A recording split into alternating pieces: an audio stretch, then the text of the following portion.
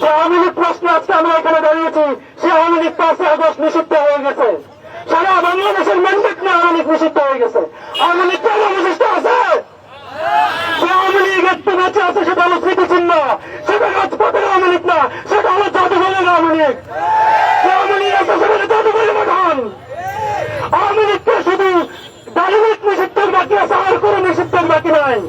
আমি সরকারকে অনুরোধ করবো, আপনারা যে যুদ্ধের রক্তের উপর বসে আছেন, সেই যুদ্ধের আহ্বান শুনুন, অথবা এই রাজপথ আবার প্রকম্পিত হবে, আবার রক্তে লাল হবে।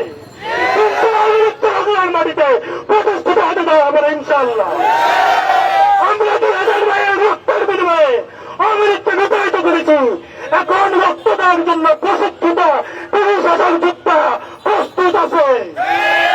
যদি কেউ আওয়ামী লীগকে বাংলার মাটিতে প্রতিষ্ঠিত করতে চায়, তাকে চিন্তা করতে হবে এই 30,000 যোদ্ধার রক্ত দাঁড়িয়ে যেতে হবে।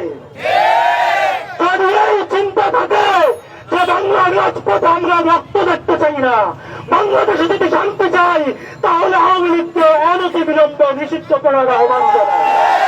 আওয়ামী লীগকে নিষিদ্ধের আহ্বান জানিয়ে এবং আওয়ামী লীগের প্রত্যেকটা স্তরের নেতাকর্মীদের অপরাধের বিচারের দাবিতে, গণহত্যার বিচারের দাবিতে হাসিনার ফাঁসির আহ্বান করে আমি আমার বক্তব্য শেষ করছি। আসসালামু আলাইকুম।